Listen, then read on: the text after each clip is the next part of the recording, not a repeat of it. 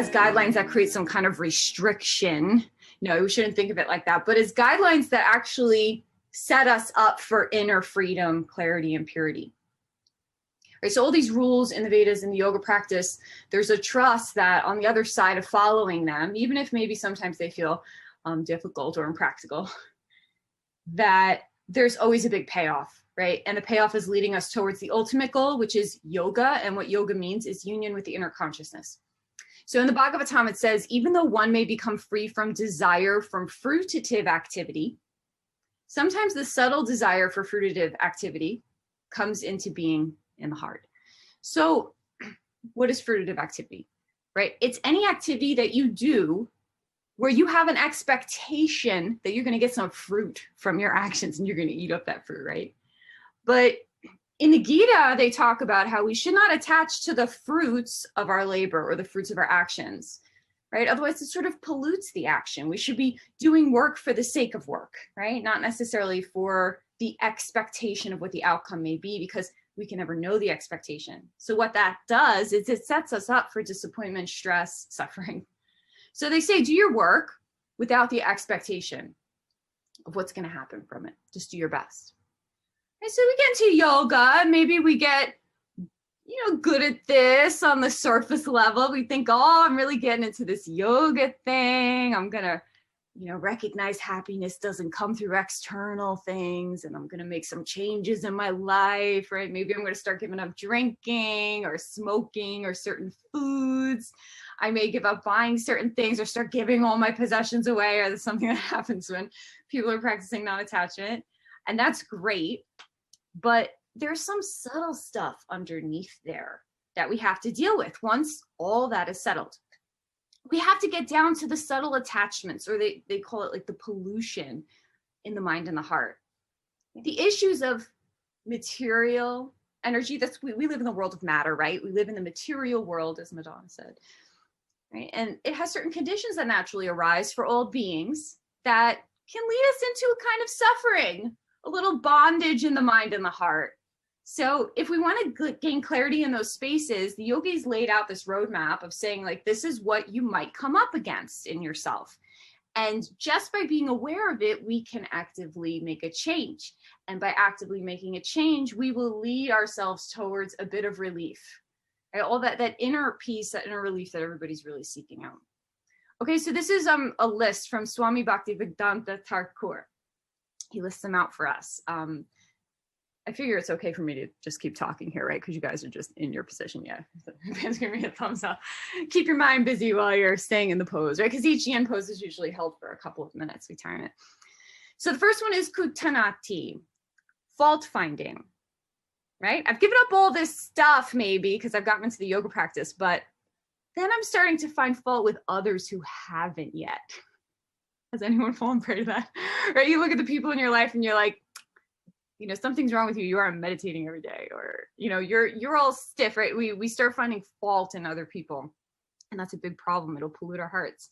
Or even some people, or sometimes we may even find ourselves trying to find fault in those who are faultless. It's like we're just searching for something to sort of, negate about the person, looking for something that's wrong with others. So fault finding is the first thing that just by being in the material world, you might find sneaks into your head from time to time. Sometimes we kind of relish in fault finding, right? Like there are TV shows where they just watch people on the runway and they just like criticize everyone, and people just, eat all that up. So the yogis are saying, can we move in a different direction?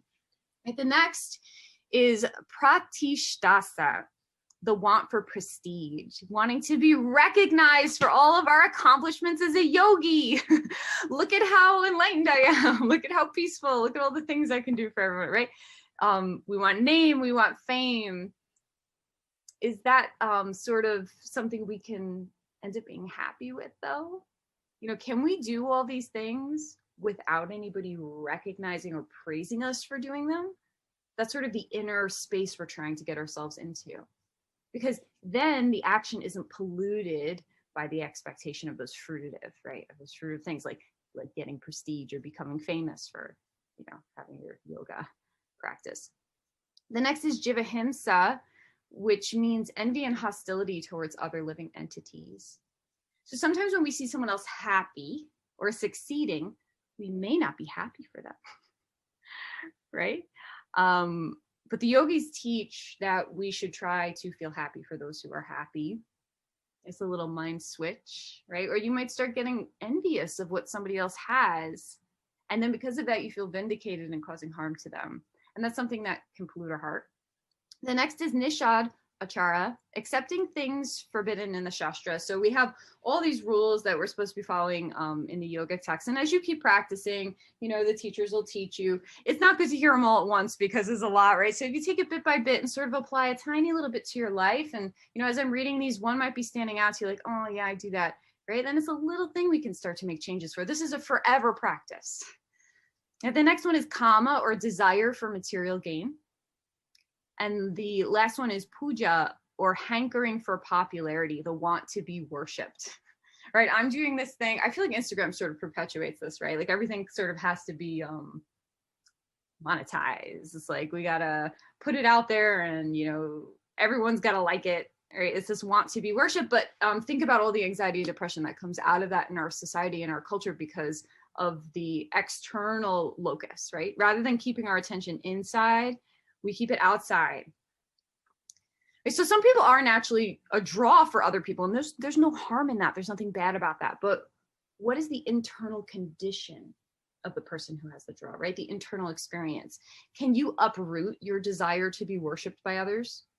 Because it's a pretty unstable thing, isn't it? Other people are kind of fickle. Like if you ask any celebrity, one day they're loved, the next day they wear the wrong thing, everybody hates them, or they do something or say something, right? It's just on and off. It's not anything you can depend on. Some will love, others will hate. If our self-worth and self-identity is linked to any of these things, right, then it's gonna harden, hurt, weaken, and pollute our hearts. If we just find fault in others, if we only want for fame, who knows what we'll do to get it? If we hurt others, we are hurting ourselves. If we experience envy, we are not focused on our own grass, right? That adage, the grass is always greener on the other side. So it'll probably wither and die, right? If we accept behavior from others that's against the teaching of Dharma, against the Shastras, right? Generally, people are not treating you so good, right? Then we're going to deal with the ramifications of that treatment. We have to walk away from those that are draining or harming us. Or lastly, the obsession with material gain, it's like building a castle in the sand, right? Because the nature of the material world is impermanent.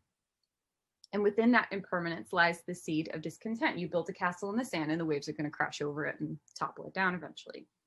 So it's good to have it. It's good to enjoy it while you have it. But what's the internal experience, right? Are you going to collapse if you don't have it anymore? So our job as yogis is to root out these things within ourselves. It's a practice, not a perfect, right? You just try your best. We will mess up. And you may recognize these things within yourself. They're a condition of living in a time that is heavy in illusion or maya. But when they come up, it is monumental to say to ourselves, oh, I see this. I'm going in the wrong direction. Let me choose differently. And everything in that moment changes. We take a revolutionary step for healing, cleaning the heart, and making it a temple for the divine soul. So take a moment to set your intention before we